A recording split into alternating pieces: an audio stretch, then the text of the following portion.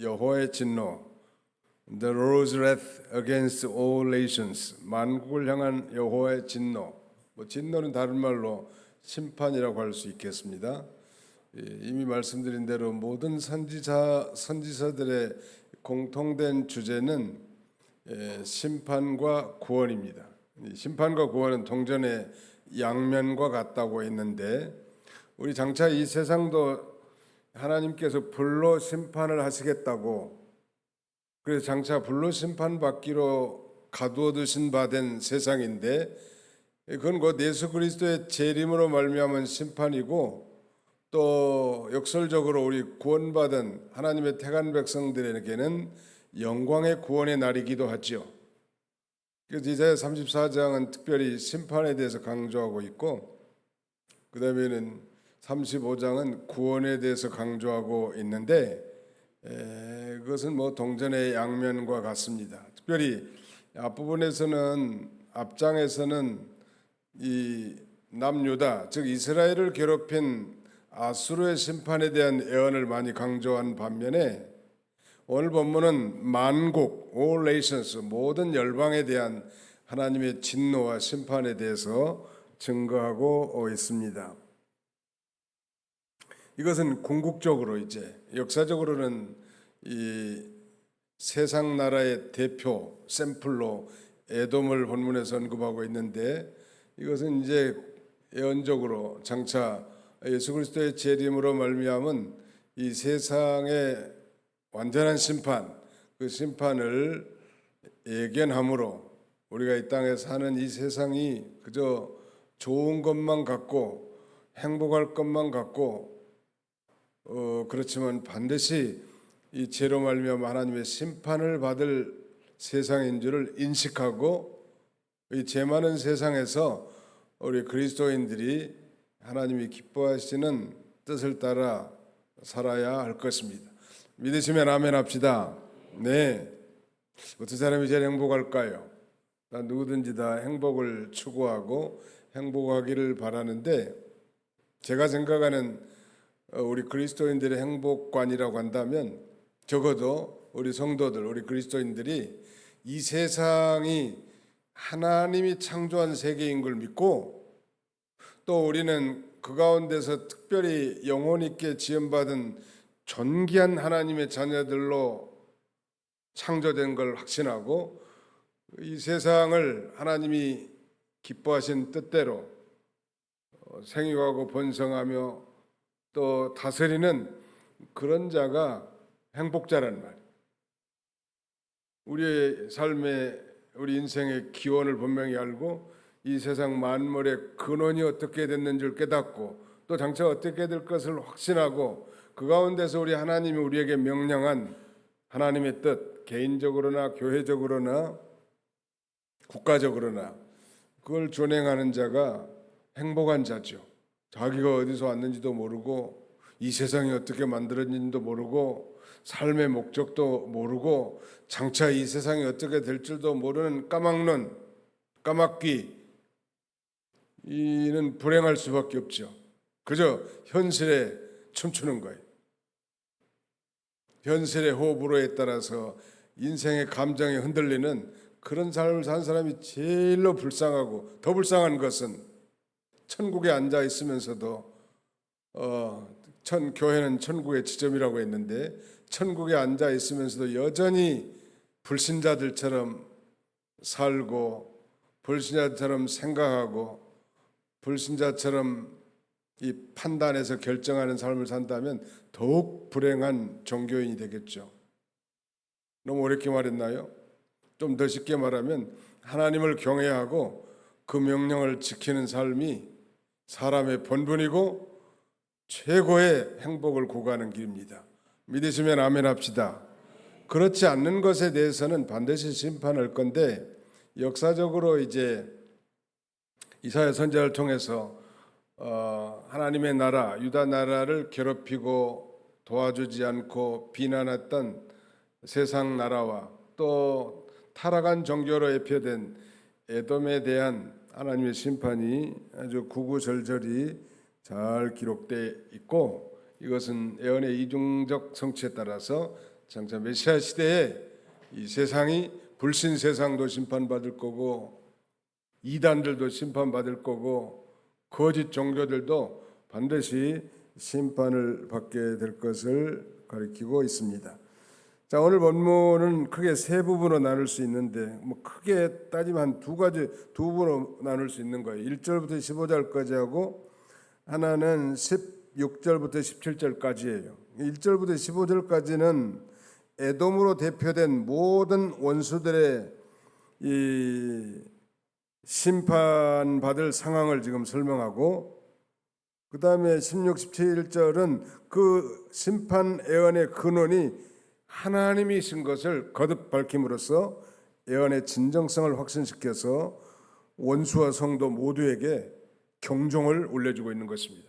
크게 따지면 이렇게 두 부분으로 나눌 수 있어요. 1절부터 몇 절까지? 15절까지. 그 다음에 나머지 16, 17절 이렇게 나눌 수 있단 말이에요. 그래서 오늘 요절, 선택된 요절은 16절이에요. 요절을 한번 읽어봐야 되겠죠. 16절 시작. 너희는 여호와의 책에서 찾아 읽어보라. 이것들 가운데 빠진 것이 하나도 없고 제 짝이 없는 것이 없으리니 이는 여호와의 입이 이를 명령하셨고 그의 영이 이것들을 모으셨음이라. 이게 무슨 말이에요 이게? 이 말씀은 좀 상징적인 표현인데 선지자들을 통한 모든 예언이 남김없이 다 성취될 것인데 이걸 우리는 신학적으로 성경의 통일성이라고 말합니다. 여러분도 잘 아신 것처럼 창세기부터 요한계시록까지 성경에 기록된 해는 무려 한 1600년 되잖아요. 주전 1500년경에 모세가 창출 내민신 모세오경을 기록했고 요한계시록은 이 주후 90년 AD 90년 사도 요한이 기록됐으니까 약 한 1600년 동안 수많은 이 성경 기록자들이 기록했고 그들의 직업이 다양하죠. 아주 이사야 같은 아주 궁중의 선지자들이 있는 반면에 아모스와 같은 뽕나무를 배양하는 농부도 있었고요. 어부 베드로라든지 이런 사람은 어부하니 마태는 세리하니 아무튼 직업도 다양하고 무려 1600년 동안 기록했는데 왜 이 모든 성경이 이렇게 통일성을 갖고 있을까? 누가 한번 말해볼 사람? 질문할 줄 몰랐죠? 그것은 바로 성경의 저자는 딱 한 분이에요. 누구요? 성령 하나님이시거든. 성경의 기록자는 40명이 넘죠. 그런데 성경의 온 저자는 성령님이에요. 그래서 모든 성경은 하나님의 감동으로 된 것으로 교훈과 책망과 바르게 함과 의로 교육하기에 유익하니 모든 성경은 66권 성경은 하나님의 영 성령으로 기록됐다는 거예요. 영감으로 기록된 거예요. 그러니까 성경은 영감으로 기록되어 있으니까 영감으로 해석하여 생명의 양식을 삼아야 되는 거예요. 이거 지식적으로 이거 많이 안다고 능력과 힘과 지혜가 되는 거 아니죠. 영감으로 기록되어 있으니까 영감으로 해석해야 돼요. 짝이 있단 말이에요. 그러니까 이사야 선지자가 오늘 이 세상 심판에 대한 메시지는 특별히 에돔을 대표적인 이 샘플로 들어서 심판 예언을 했는데 이사야 선지자뿐만 아니라 구약의 선지서는 이사야부터 시작해서 말라기까지 아니요? 그러면 12소선지서에다가 4명의 대선지자를 포함하니까 16명의 선지자들이 기록했지만 그거 다 짝이 맞고 일관성이 있고 통일성이 있는 것은 성경의 저자가 누구시다? 성령 하나님이라는 거예요. 성령님. 그러니까 성령의 감동으로 기록되는 거예요. 기계적으로 기록됐다는 게 아니에요. 우리는 소위 이 오르가닉, 이 유기적으로 기록되는 거예요. 유기적이라는 말이 무슨 말입니까?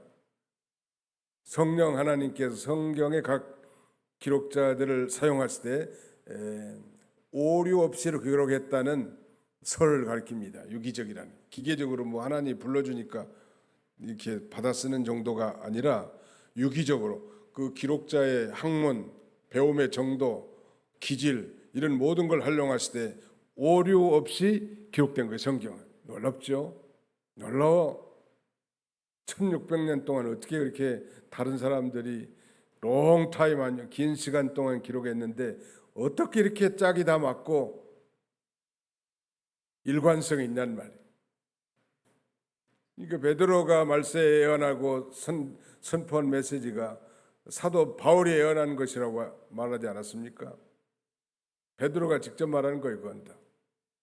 그러니까 하나님의 성령으로 기록되어 있기 때문인데 오늘의 핵심 내용은 바로 1절로 15절까지가 이제 심판에 관한 메시지란 말. 에돔으로 대표된 모든 세상 세력, 모든 원수들의 멸망의 상황을 설명하고 있습니다. 좀 더 구체적으로 보면 1절로 8절까지 만국을 멸하기로 작정하신 내용인데요. 34장 1절로 2절을 같이 읽습니다. 시작. 열국이여 너희는 나와 들을지어다. 민족들이여 귀를 기울일지어다. 땅과 땅에 충만한 것 세계와 세계에서 나는 모든 것이여 들을지어다. 대저 여호와께서 열방을 향하여 진노하시며 그들을 만군을 향하여 분내사 그들을 진멸하시며 살육당하게 하셨은즉.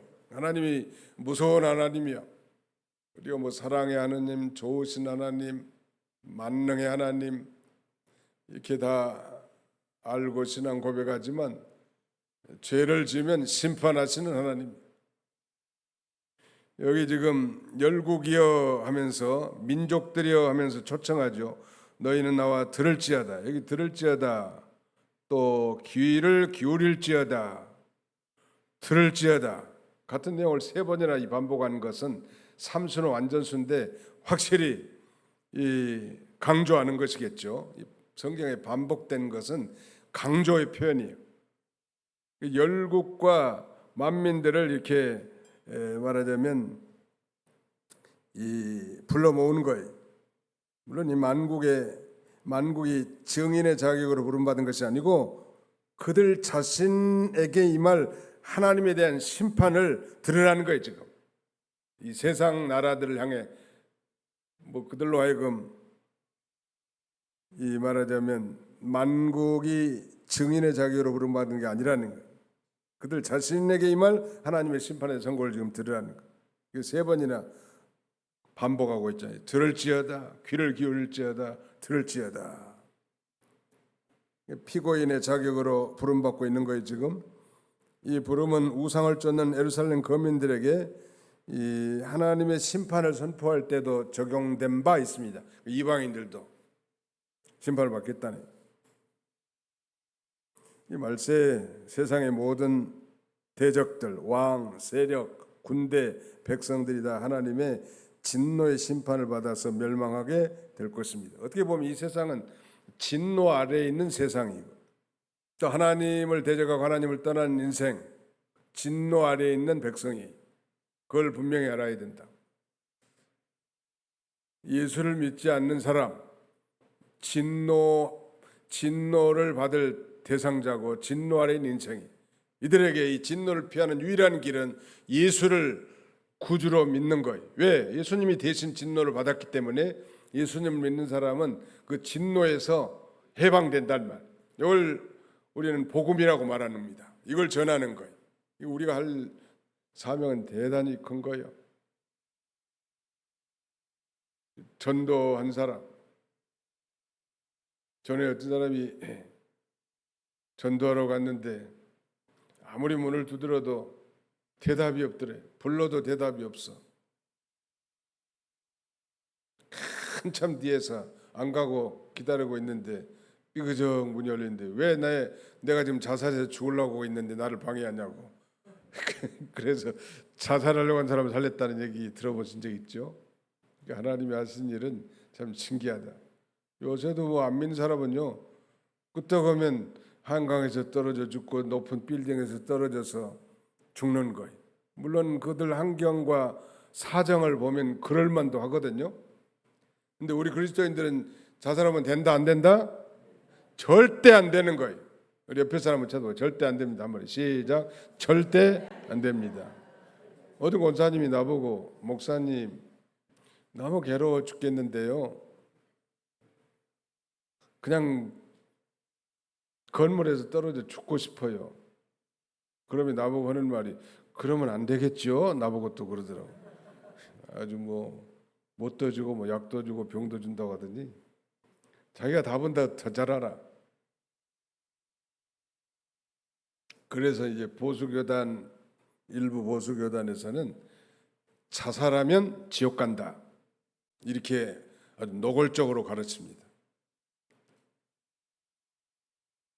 그러나 원리적으로 따진다면 예수를 안 믿으면 지옥 가는 거지 자살한다고 지옥 가는 건 아니에요. 예수를 믿었느냐 믿지 않았느냐에 따라 다르단 말. 그 문제에 대해서는 전에 제가 언급한 바가 이미 있는데, 아무튼 예수 믿는 사람은 아무리 괴롭고 힘들어도 그때는 주님을 찾을 때고 만날 때지 세상을 버릴 때가 아니란 말. 자기가 이 세상을 버릴 권한이 없어. 하나님이 내신 목적을 따라 살 권한은 있지만, 여기 지금 열국과 민족들을 이렇게 초빙하는 것은, 콜링하는 것은 그들 자신에게 임할 하나님의 심판에 대한 선고를 드리라는 건데, 2절에도 보시면요, 아주 진노, 분냄, 진멸, 살육 이런 단어가 아주 반복돼 있죠. 대제 여호와께서 열방을 향하여 진노하시며 그들의 만군을 향하여 분내사 그들을 진멸하시며 살육당하게 하셨은지요. 이 진멸이라는 말은 무서운 말이에요. 영어로는 total destruction, 완전 파멸이라는 뜻입니다. 이 불신자들은 바로 완전 파멸당한 자들이죠. 지옥 가니까요. 이 세상에서만 심판받는 정도가 아니고 영원히 지옥의 유황불 심판을 받는다는 말. 완전 진멸. 이스라엘 백성들로 하여금 가나안 땅에 가서 이 가나안 족속들을 다 진멸하라고 하셨거든요. 그런데 어떤 분은 우리 하나님이 사랑의 하나님인데 너무 이 잔인무도하시지 않습니까? 그런 질문을 하더라. 제가 신학교 다니는데 어떤 권사님이 나보고 그러더라고. 하나님이 분명히 사랑의 하나님인데 성경을 읽어보면 하나님이 너무 무시무시하다는 거예요. 아주 진멸한, 완전히 그냥 씨도 없이 말라 죽이라는 거예요. 그것은 어떻게 이해를 하면 되냐면, 예수를 믿지 않는 사람은 모두 지옥에 간다는 걸 가르칩니다. 이 가나안 족속들은 하나님의 언약 백성들이 아니니까 다 지옥 갈 백성들이. 오늘날도 마찬가지. 예수를 믿지 않는 사람들은 미안하지만 아무리 예의가 바르고 공부를 많이 하고 이 종교 생활을 많이 했다 할지라도 진멸당합니다. 영원히 멸망당하는 그런 존재이란 말. 하나님께서 지금 이 세상을 이제 장차 불로 심판하실 것인데, 하나님을 대적하고 또 하나님을 떠나 우상을 섬기는 자들에 대해서 하나님이 분노하시고 진노하시고 또 분을 내시고 진멸하시고 살육당하게 하셔서 내 던진 바 된다고 하지 않았습니까? 그래서 3절에 보니까 그 살육당한 자는 내 던진 바 되며 그 사체의 악취가 솟아오르고 그 피의 산들이 녹을 것이며 하늘의 만상이 사라지고 하늘들이 두루마리같이 말리고 그 만상이 쇠자나무 포도나무 잎 마름 같고 무화과나무 잎이 마름 같으리라. 하늘들이 두루마리같이 말린다는 말은 도대체 무슨 말일까? 제가 생각하기에는 유대인들이 생각하는 하늘의 개념은 1층천, 첫 번째 하늘, 2층천, 두 번째 하늘, 3층천. 3층천은 영적 세계죠. 바울이 그 3층천에 다녀온 경험이 있다고 고린도 후서 12장에 언급되어 있잖아요. 그런데 하늘이 말렸다는 얘기는 제 생각에는 1층천이 다 두루마리처럼 말려버린 것 같은, 요새 이 오존층이 파괴돼 가지고 1층천이 말이 아니잖아요. 왜냐하면 이 화석연료를 많이 쓰고 자동차 배기가스라든지 이런 여러 가지 이산화탄소가 발생해 가지고 이 지구촌이 다 이제 다 파괴될 것 같아요. 오존층도 앞으로는. 북극 남극에 그다음에 그 얼음들도 다 녹을 것 같고. 최근에 제가 어디 갔는데 그 지하에다가 이제 차를 댔거든요. 차를 댔는데 지하실이 얼마나 뜨끔뜨근한지 견딜 수가 없고 그냥 숨 막혀 죽겠더라고. 지하실에. 그러면서 저는 어떤 걸 느꼈냐면, 아하, 이 지구가 넓으면서 이 지하실 같이 생겼는데 너무 이 화석 연료를 많이 쓰고 이산화탄소를 많이 발생시키니까 이렇게 날씨가 더워지고 예전보다도 견딜 수 없는 상태가 되는구나.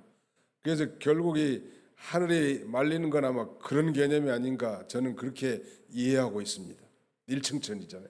1층천은 대기권이고 2층천은 이거 우리가 잘 아는 스카이, 하늘을 가리키죠. 그다음에 3층짜리 아주 영적 세계, 하나님이 계신 곳. 이게 이 지구촌이 뭐 특별히 인도와 중국이 이렇게 개발을 아주 난개발을 하고 무슨 환경도 생각하지 않고 이렇게 나가는데 견딜 수 있겠냐. 저 브라질이나 아르헨티나 같은 데는 그 아마존의 밀림이 이 지구촌의 허파와 같은 역할을 하는데 다 잘라가지고 개발하는 거예요 지금. 그러니 이 지구촌이 숨을 쉬겠냐. 우리 한국은 그래도 한 70%가 산이어가지고 조금 낮지만 예가 아니잖아요. 금년에도 제가 보기에는 이렇게 더운 해가 있었는가 할 정도로 그 뭐 에어컨 없이 살 수 있을까 할 정도로 많이 힘들지 않았습니까? 전혀 힘 안 든 분도 계신 모양인데 많이 힘들더라고. 하나님이 그렇게 심판하는데 하늘의 만상이 살아요. 만상이라는 건 하늘에 있는 해와 달과 별들을 가리킵니다. 그런데 그것들도 다 사라진다는 거예요. 문제는 이 세상 사람들은 하늘의 만상, 해와 달과 별들을 우상으로 섬기는 거예요. 하나님의 피조물인데. 정말 섬김받을 자는 오직 창조 주신 하나님인데 이 세상은 연초만 되면 저 동해바다 가가지고 호텔을 못 잡는데 뭐 하려고? 일출을 보면서 소원을 빌라고. 어느 날은 보름달에다 소원을 빌어. 정말 어리석죠. 하나님의 피조물인데. 그런데 하나님은 그들이 보란 듯이 신으로 섬기는 하늘의 만상들을 전부 다 사라지게 하고 그야말로 불가능한 것 같은데 하늘이 다 뭐 두루마리 같이 말라지게 된다네. 마치 포도나무 잎이 마른 것처럼 무화과 잎이 마른 것처럼 그렇게 하나님이 철저하게 심판하게 될 걸 가리키고요. 그 다음에 두 번째는 이제 9절 이하가 심판의 결과, 아예 거기는 짐승들의 처소가 되고 대적의 땅이 되게 할 거라는 거. 그걸 지금 말씀하는 거. 뭐 자세한 내용은 아무튼 뭐 맹금류들의 고향, 새들의 고향. 울릉도 독도가 새들의 고향이라는데 새도 여기 좋은 새가 아니까 전부 좀 맹금류들, 솔개, 뭐 당하새, 부엉이, 까마귀 이런 새들만 득실거리는 황폐한 곳이 되게 될 걸 가리키고, 근데 엉겅퀴가 자라는 경작할 수 없는 땅으로 바뀌게 된다네. 그러니까 하나님을 잘 믿으면 이 박토가 옥토가 돼. 하나님을 대적하고 불신하면 옥토가 박토가 되는 거예요. 그러니까 우리가 살 길은 뭐밖에 없어요? 하나님만 잘 섬기면 살 길이 열리는 거예요. 방법이 많으셔. 하나님은. 아마 세상 사람들 우리가 이렇게 예배드리면 좀 우습게 여길 생각할지 몰라요. 얼마나 시간 소중한데 그 소중한 시간에 교회 가냐고. 그런데 우리에게 가장 소중한 시간은 하나님 앞에 예배하는 시간이잖아요. 아멘. 네, 소중하게 여기는 예배하는 시간. 그리고 오늘 본문에는 이 에돔이 대표 샘플로 하나님의 에돔을 심판하겠다고 했는데 에돔을 하나님이 심판하셨는지 성경에 여러 군데 등장하지만 한 군데만 좀 찾아보려고 합니다.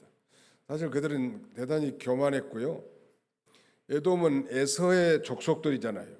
그러면 야곱과 에서는 뭐요? 형제지간이잖아요. 형제지간이면 도와줘야 돼요? 안 도와줘야 돼요?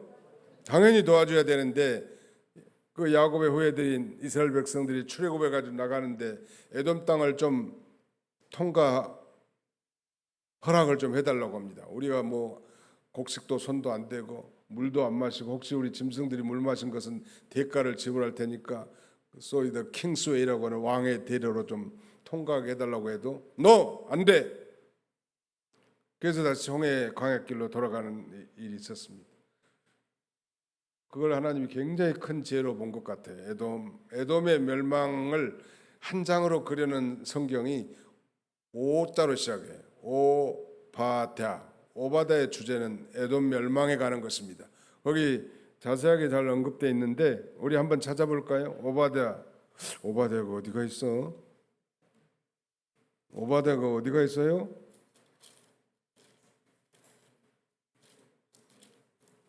요나서 앞에 오바다가 있습니다.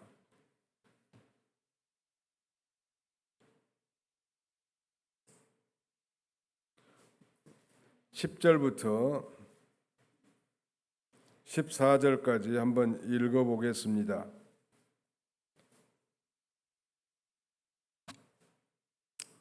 오바댜 1장 10절로 14절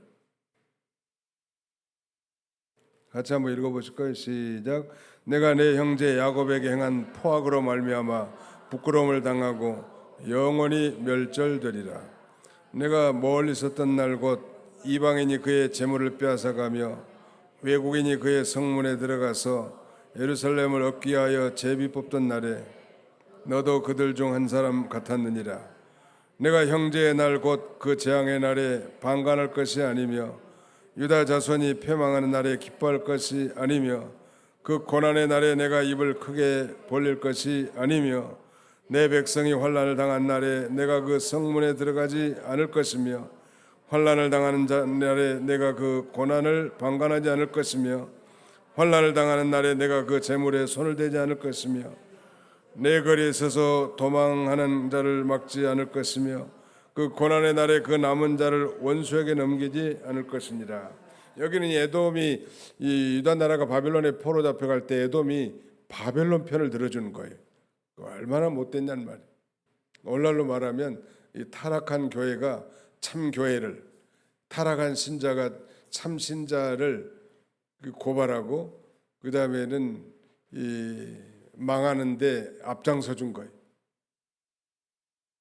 그런 줄 알면 돼. 타락한 종교와 이 세상 권력과 연합해서 참교회, 참신자들을 핍박하는 시대의 말세는 어디가든지 믿는 자를 요 반대로 해야 되겠죠. 환난 당한 자를 도와주고 어려움 당한 자를 도와주고 위로해주고 격려해주고 그래야 되겠는데 에돔이 그렇게 살지 못하고 아주 높은데 바이트메그하면서 아주 교만하게 돌아갔단 말. 한 군데 더 찾아보는 게 좋을 것 같은데 민수기 20장 민수기 신명기 다음에 민수기 20장 신명기 앞이죠. 예, 민수기 20장 한번 봅시다.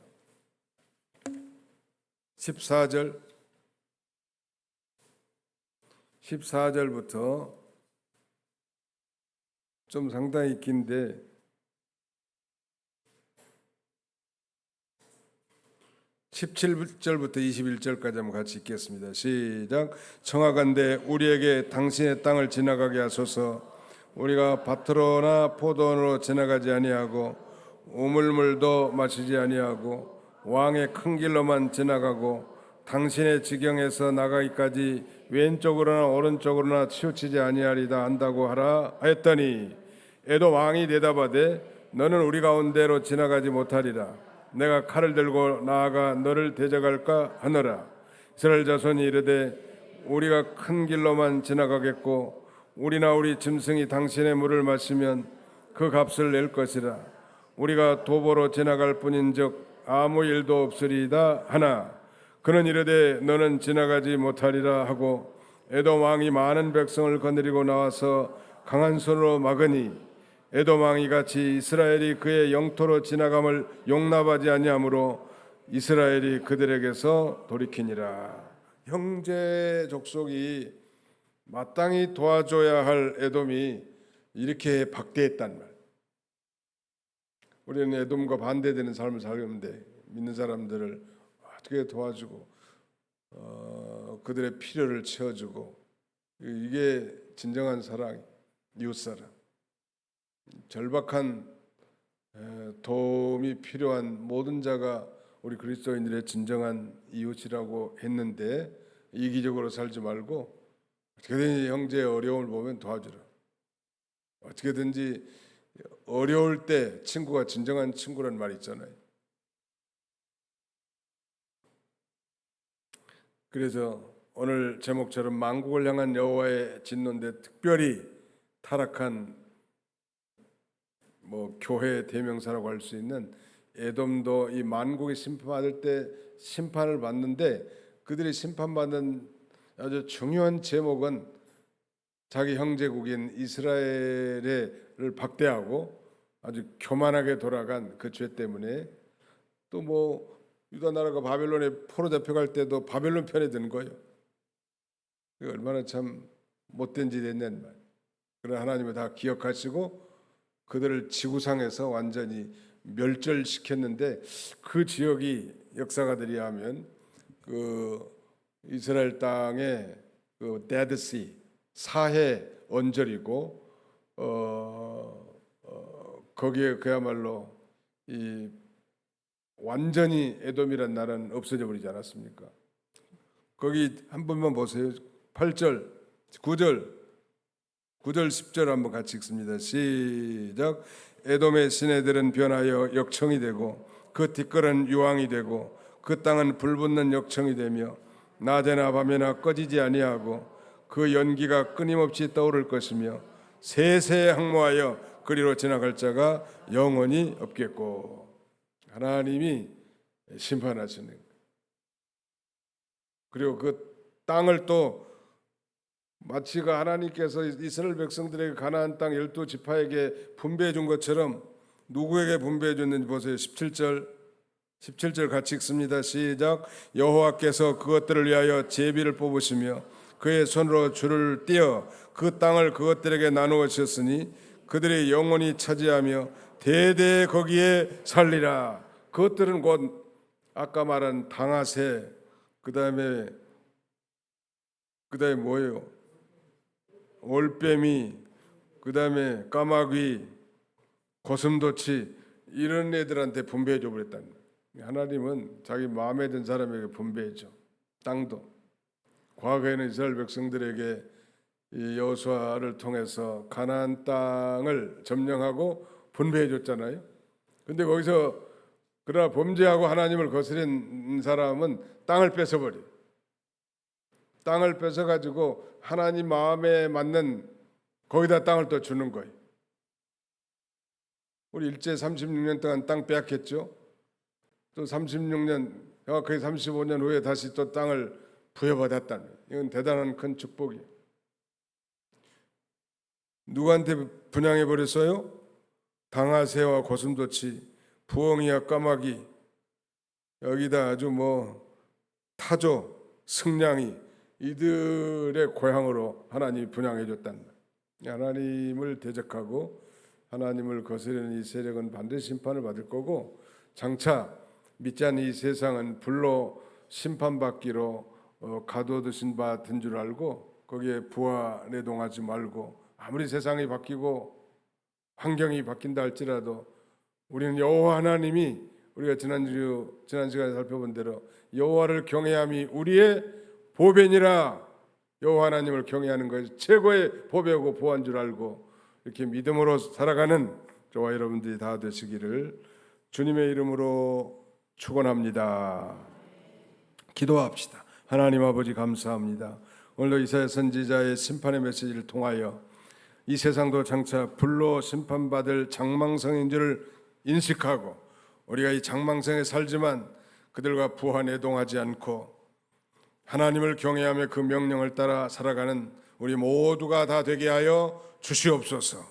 여호와를 경외함이 우리의 보배라고 했사오니 우리가 드리는 예배, 우리가 하는 모든 봉사와 또 헌금을 드리는 생활과 이웃사랑의 실천들을 우리 하나님이 기뻐하시고 이 일들을 우리가 끝까지 잘 감당할 수 있는 우리 모두가 다 되도록 우리 하나님께서 인도하여 주시기를 원합니다. 하나님께서 줄로 지어진 그 구역이 심히 아름답도다 했사오니 하나님이 주신 이 모든 구역들을 소중하게 여기고 하나님의 나라와 영광을 위해 사용할 수 있는 우리 모두가 다 되게 해 주시옵소서.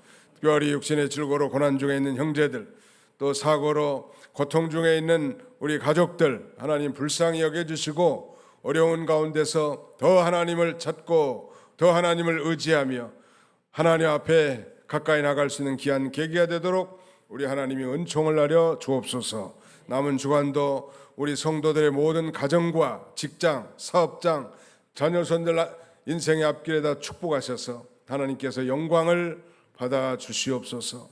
예수님의 이름으로 기도하옵나이다. 아멘.